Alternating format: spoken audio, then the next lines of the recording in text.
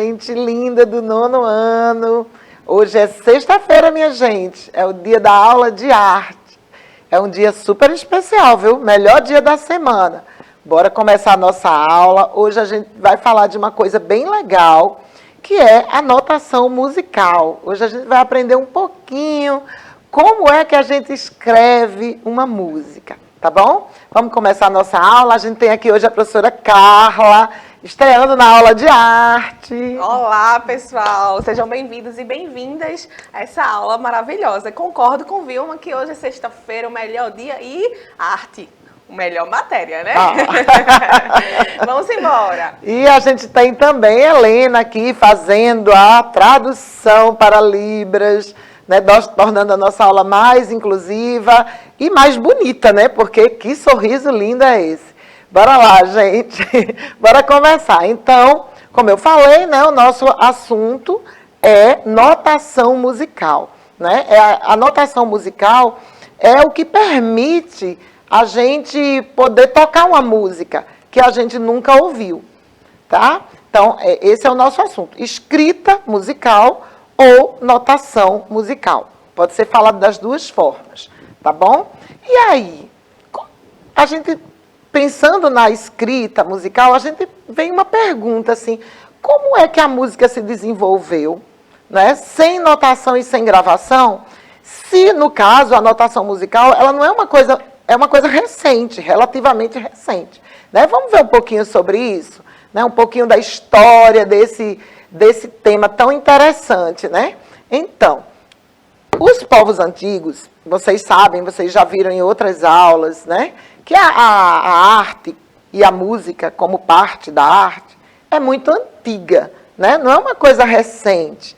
É desde que a gente começou a se perceber como gente, como humano, que a gente faz arte. A gente pintava, né, nas paredes das cavernas e a gente fazia música, né? Essa música, inicialmente, lá nos primórdios, lá no homem, na pré-história, né, ela era totalmente intuitiva, ela era uma coisa só vivenciada, né? Ela era uma coisa do momento mesmo. Depois, com o passar dos anos, os povos antigos, todos eles criaram um jeito de escrever as músicas, tá, gente? É uma coisa que, na verdade, é muito antiga, não do jeito que a gente conhece hoje. Então, todos os povos antigos, vocês estão vendo aí imagens, né, de arte suméria e egípcia, e vocês veem que eles tinham uma forma de escrever a música. Essa forma antiga, ela não era tão boa quanto a nossa de hoje, porque ela não dava conta de todos os meandros, digamos assim, todos os detalhes que uma música precisa ter, tá? Vamos ouvir isso aí.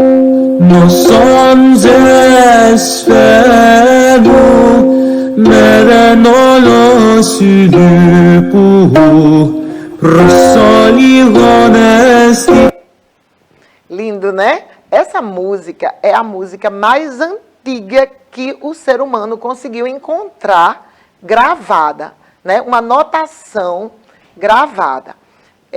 Vocês veem aí na imagem que ela foi encontrada, gravada numa lápide, né? Dá para ver aí pela imagem.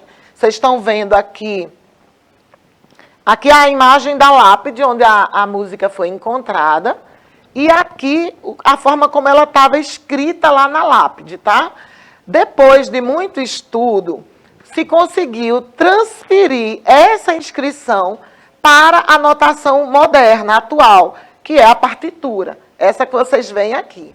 Veja, esse trabalho é um trabalho bem interessante de resgate, né, que os estudiosos fazem, né, no sentido de entender como era o passado, como era que se vivia toda a arte e toda a produção dos homens, né, antigos.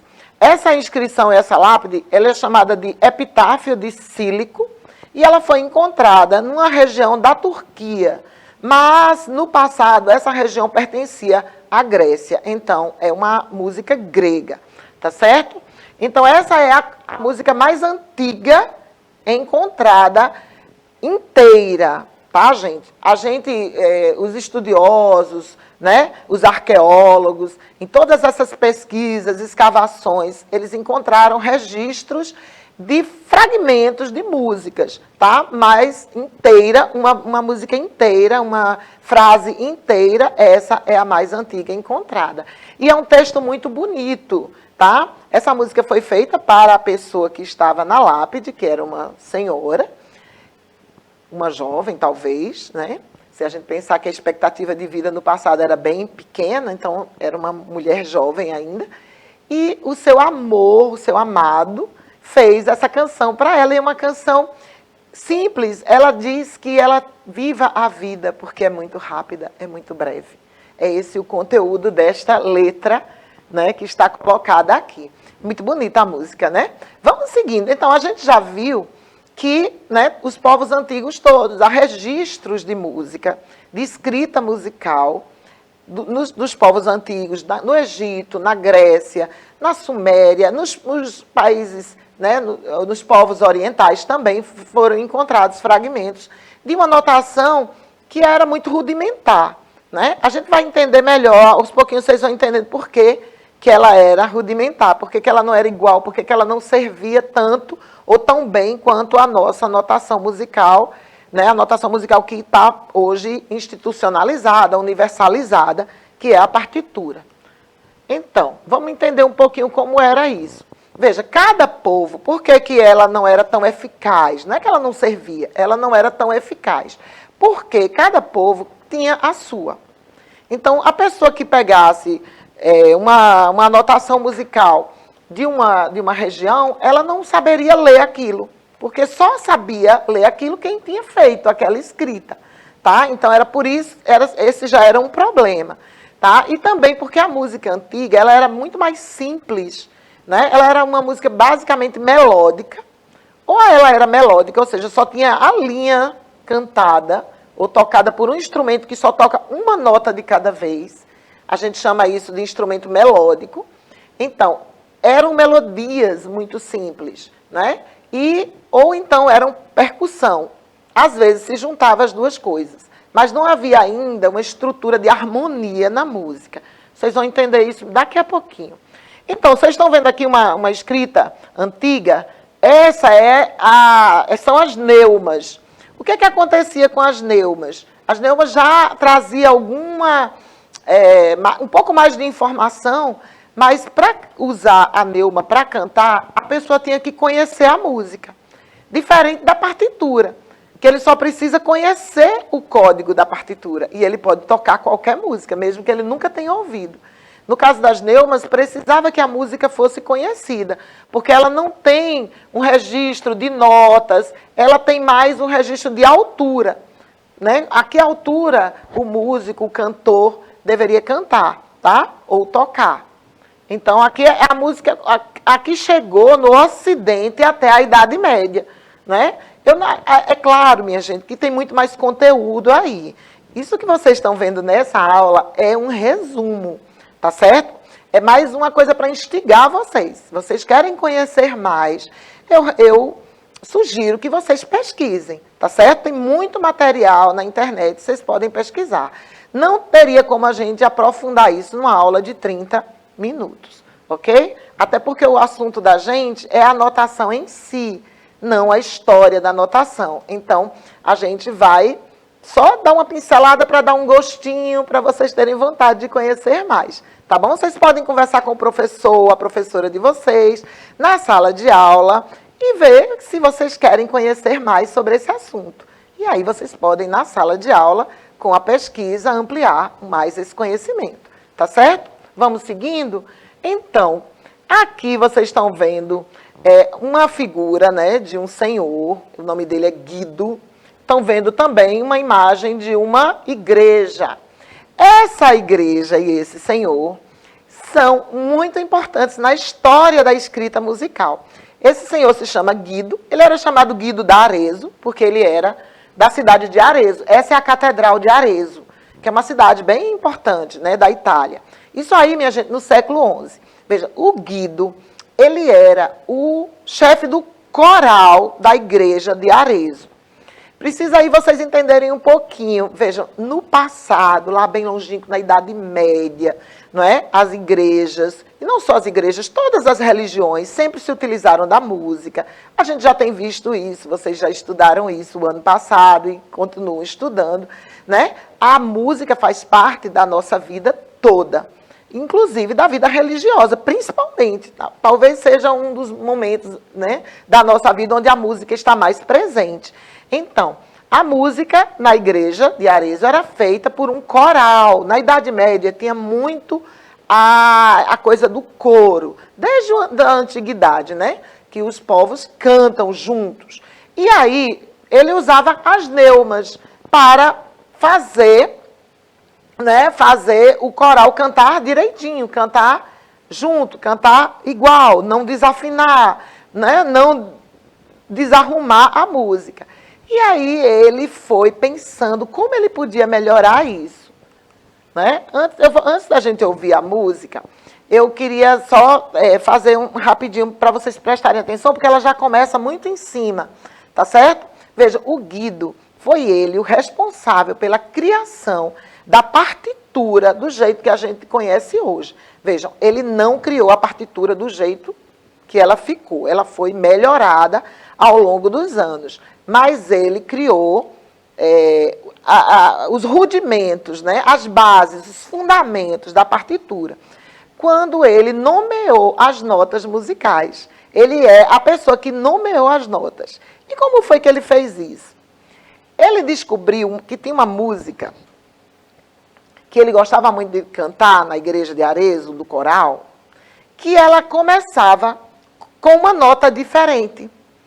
Cada frase da música começava com uma nota. Então, ele pegou esta nota inicial de cada frase e nomeou esta nota pela sílaba inicial de cada frase. Então, eram 7 frases com 7 notas diferentes, que eram todas as notas existentes, até hoje ainda é assim, né? Só existem 7 notas musicais, elas se alternam em altura, mas é a mesma nota. Então, ele percebeu isso, que essa música tinha essa singularidade. Ela começava com cada nota diferente, né? E na sequência das notas, em altura, ela começa embaixo e vai subindo, nota após nota. E ele usou essa música como base para dar nome às notas musicais. Vamos ouvir? Vocês vão observar aí no vídeo que a nota está destacada em vermelho. A primeira nota da música, que foi como o Guido criou a nomenclatura das notas musicais. Vamos ver.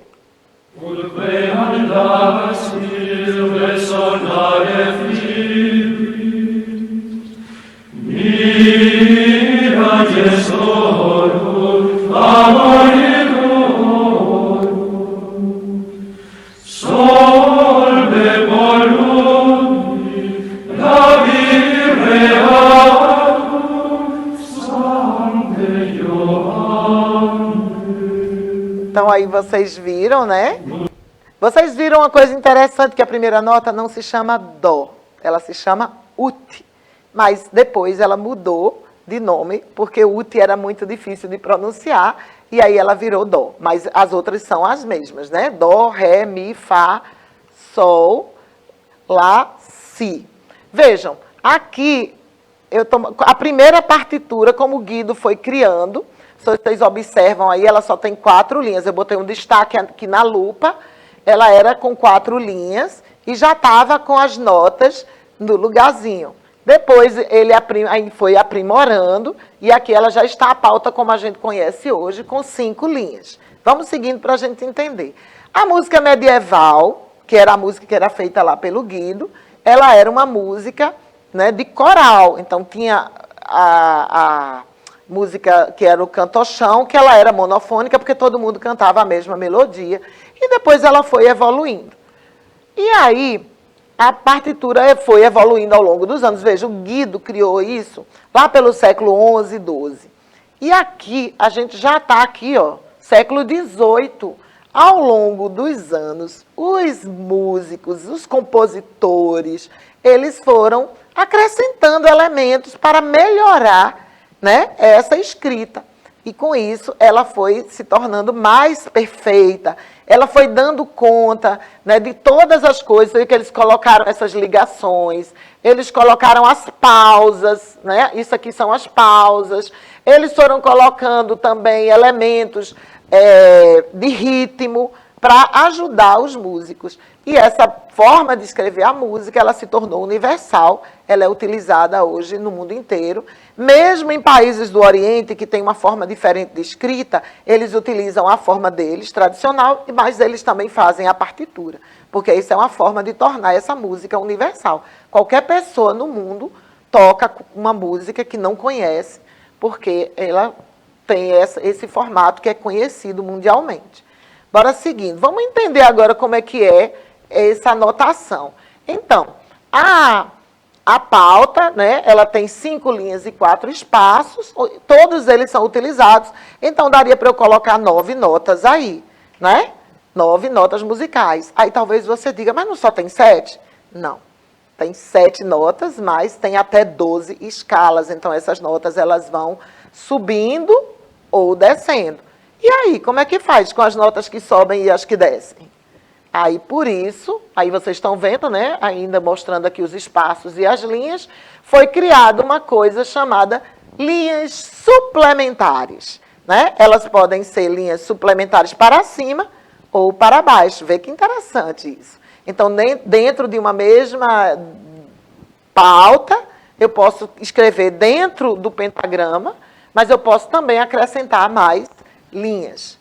E aí, vocês estão vendo aqui as linhas suplementares superiores e as linhas suplementares inferiores. E ali tem um retratinho do Guido dizendo, foi preciso acrescentar linhas acima e abaixo na pauta. Como eu não pensei nisso, não é, Guido? Mas você já pensou muito, né, Guido? Já ajudou bastante. Bora lá. Dentro dessas, aquilo que eu falei sobre a escala, vejam. As notas, né, elas começam em baixo, a escrita musical é feita de baixo para cima, as notas graves ficam embaixo e as agudas ficam em cima, ok? Então, começando do dó, ré, mi, fá, sol, lá, si. Começa de novo. Dó, ré, mi, fá, sol e vai subindo.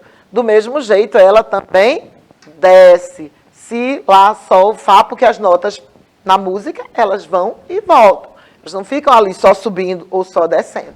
Então, elas sobem, descem, e é isso que vai fazer a música ser interessante. E aí, de novo, o Guido diz aí, a nota útil agora é dó. Bem pensado. Não se sabe por que se colocou esse nome dó na nota útil, mas desconfia-se que tem a ver com o nome, com a música ser, que era uma música em homenagem a São João Batista. Bora lá. E aí, como é que fica agora essa questão das notinhas musicais, né? Como é que são elas? Vejam, nota, essa palavra nota, ela só existe dentro do contexto da música, tá, gente? A gente não chama isso aqui de nota, não. Isso aqui não é uma nota, isso é uma figura, tá certo? Prestem atenção, isso é muito importante. Isso são figuras musicais. Ela só é nota quando ela está dentro do contexto de uma música. Tá? Então, vamos lá. Elas são 8, né? Tem a semibreve, que é a nota que vale 1. Ela vale 4 tempos, tá? Vejam, isso aqui é um valor de referência. É muito importante vocês prestarem atenção nisso. Aqui é o valor de referência da nota. E aqui é o quanto ela vale. Então, a semibreve, o valor de referência dela é 1. Ela vale 4 tempos. Vocês observam que aqui o tempo ele era em ordem crescente e aqui ele é decrescente. É invertido, tá? Então, a nota semibreve 1, a mínima vale 2, vai aumentando, vai dobrando. A semínima 4, a colcheia 8, a semicolcheia 16, a fusa 32 e a semifusa 64. Já o tempo é invertido, vai cortando ao meio. A semibreve vale 4 tempos, a mínima 2 tempos, a semínima 1 tempo, a colcheia meio tempo, a semicolcheia 1/4 de tempo, a fusa 1/8 de tempo e a semifusa 1/16 de tempo. Vocês já imaginaram como é? Se o tempo for 1 segundo, como é que ele faz 1/16 de 1 segundo? É complicado, né? Esse tempo ele é variável, tá, gente? O tempo pode ser 1 segundo, como eu falei, pode ser 2 segundos, pode ser 3 segundos, isso aí vai ser determinado pelo músico, ok? Ele, quando ele cria a música, ele determina qual é o tempo que vale as notas. Então, ele varia na referência dele. É por isso que tem uma referência. Vocês vão entender isso quando eu mostrar a partitura para vocês. Bora lá? Então, chegou agora. Bora lá. Os elementos, né? Os nomes das notas e tem a pausa correspondente. Ok? Toda nota, toda figura tem a sua pausa correspondente, que também é uma figura. Então, tem as figuras de sons e as figuras de pausa. Sim, você talvez tenha se perguntado por que tem umas notas que ficam para cima, com a haste para cima, e outras que ficam com a haste para baixo. Sim, bom ter falado isso. Vocês estão vendo aqui a figura. Então, ela tem a cabeça, ela tem a haste e ela tem o colchete. Ela pode ter ou não, nem todas as notas têm todos esses elementos, né? A semibreve mesmo só tem a cabeça, não tem haste. A mínima já tem a cabeça e a haste. E a colcheia já tem a haste e o colchete. E vai aumentando os colchetes à medida que ela vai ficando mais rápida. Vocês estão vendo ali essas outras figuras lá no canto, que são as claves. A gente vai entender isso agora. Bora lá. Você notou que até agora a gente não nomeou nenhuma figura como nota musical, né? Por quê? Porque a figura só se converte em nota quando a gente coloca uma clave, tá? Então, aqui vocês estão vendo a clave de sol, essa é a clave de sol. A nota que fica na linha onde está a clave é que dá nome, né? A clave dá nome à nota. Como esta é a clave de sol, esta aqui vai ser a nota sol. Logo, esta vai ser a nota Fá, né? Então, Fá, Sol, Lá, Si, aí o Dó vai estar no espaço, tá? Então, você vai seguindo aquela sequência da escala para saber o nome das notas. Vamos ver outras claves, né? Então, vocês estão vendo aqui a clave de Fá, ela sempre fica na quarta linha. Então, logo, esta nota aqui é a nota Fá, né? Se essa aqui é Fá, esta aqui é Mi, esta aqui é Dó, ok? E esta aqui vai ser Si, logo esta vai ser um Lá. Isso é complicadinho, né? Normalmente, os músicos, eles tocam um instrumento e ele já decora as notas dentro daquela clave que ele costuma tocar, né? Se ele mudar muito de instrumento, acho que dá um nó, né, no juízo dele. Mas é assim mesmo. Então, a clave de Dó, ela pode estar em várias linhas. Por que tem clave? Porque tem as escalas. Veja, se a gente tem 12 escalas, né? O Dó, Ré, Mi, Fá, Sol, Lá, Si se repete 12 vezes. Uma clave só não vai dar conta disso. Então, tem clave que bota a nota Dó lá embaixo. Tem outra que bota lá em cima. Exatamente. E isso facilita com a variação dos instrumentos, tá? Então, a clave de Dó, ela pode ser apresentada na segunda linha, na quarta linha, na primeira linha e na primeira linha. Então, observem, aqui eu botei as duas juntas para vocês compararem. Veja, quando a clave de Dó está na primeira linha, o Dó está na primeira linha. Logo, aqui é um Ré e aqui é um Mi. Quando a clave de Dó está na segunda linha, ou na quarta linha, né? Então, aqui é um Si, aqui é um Lá e aqui é um Sol. Então, o que vai dar nome às figuras, né? Que vai transformar as figuras em notas, é a clave. Você saberia dizer que notas são essas? Difícil, né? Não tem clave? Precisa da clave para você saber que nota é essa. Essas notas podem ser diferentes dependendo da clave que tiver colocada aqui. Ok? Bora lá, vamos seguir que a nossa aula está quase terminando. Agora vamos entender todos os outros elementos aí da partitura. Então, vocês têm aqui uma barra de finalização e tem as barras que dividem os compassos.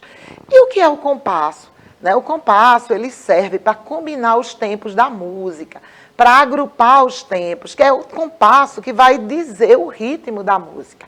Então, ele pode ser um compasso simples, quando ele divide a música em 2 tempos, ou ele pode ser composto, quando ele divide em 3. Vamos entender agora o compasso. Vocês estão vendo aqui um compasso. Isso aqui se chama fórmula de compasso. tá? É a estrutura numérica utilizada para definir os tempos. Parece uma fração, né, matemática, né? Mas não tem nada a ver não, tá, gente? Então, vocês estão vendo aí, eu vou explicar essa fórmula para vocês agora. Vocês estão vendo que a parte de cima da fórmula, essa número de cima, ele indica quantos tempos tem aquele compasso. E aqui embaixo ele diz qual é o número de referência. Lembra lá da referência? Vamos ver mais um pouquinho para vocês entenderem. Veja, aqui nesse caso, olha, não tem 4 em cima? E a referência 4 não é a semínima? Então, tem que ter 4 semínimas aqui. Mas só pode ter 4 semínimas? Não. Eu posso substituir pela semibreve. Aqui no caso do compasso, né, em que só são 2 notas e o valor de referência é a mínima. Então, se a mínima é 2, vai ter o quê? 2 mínimas nesse compasso. Aqui tem 2 notas, e o valor de referência é 4. 4 é a semínima. Então, nesse compasso vai ter 2 semínimas. Esse aqui já é um compasso composto. Então, você observa aqui que o valor de referência aqui em cima é 8. 8 não é a colcheia. E 3 a quantidade de notas. Então, você vai ter 3 colcheias aí. Tá certo? Bom, gente, de notação musical é tudo que a gente vai ver hoje, né? Porque essa aula é só para vocês compreenderem um pouquinho como é que é feita a partitura. Vocês podem pesquisar mais, tá certo? Essa aula não é uma aula de formação de músico, tá? É só para que vocês compreendam melhor a música e vocês podem ir adiante aí buscando mais informação. Mas existem outras formas de anotar a música, tá? A partitura não é a única. Quais são essas? Então, existem as partituras, existem as cifras, as tablaturas e os sistemas não convencionais. Vamos ver um pouquinho? Então, a cifra é isso aqui, ó. É geralmente usado para violão e instrumentos harmônicos. Ele utiliza as notas, um sistema de letras, né? Quem toca violão conhece isso. E a tablatura é quando você representa o jeito de tocar o instrumento, quando você desenha como você toca no instrumento. Vamos ver isso aqui? Então, aqui vocês estão vendo o hino de Pernambuco em partitura e em cifra. Tem a letra e tem, né, as notas. Vamos ver a tablatura agora.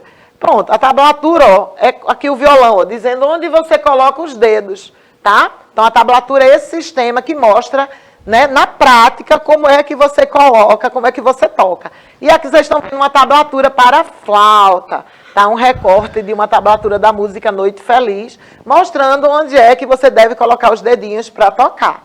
E temos aí, para concluir, a notação musical não convencional ou criativa. O que é isso? Digamos que você gosta de fazer música, mas você não sabe nada, nem de tablatura, nem de cifra, nem de partitura. Isso não lhe impede de você fazer uma música. Você pode inventar uma partitura ou uma tablatura ou qualquer outra coisa que você queira dar, o nome que você queira dar. Isso se chama notação musical criativa. Você cria, né? E vocês podem fazer isso. Eu criei aí uma musiquinha. Vamos ouvir? Antes da gente ouvir, deixa eu mostrar aqui uma coisa a vocês. Sim. Eu volto para vocês escutarem. Vejam, tem que ter uma legenda, tá, gente? Olha, observem aqui embaixo que tem a legendinha do que é que você está escutando. Deixa eu voltar para o começo, para a gente ouvir.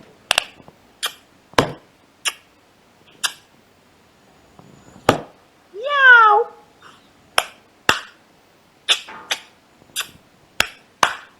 Miau!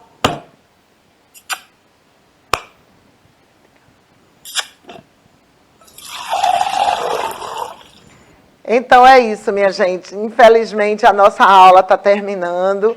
E aí eu gostaria de me despedir de vocês e fazer uma provocação. Que tal criar uma música e anotar com uma anotação criativa?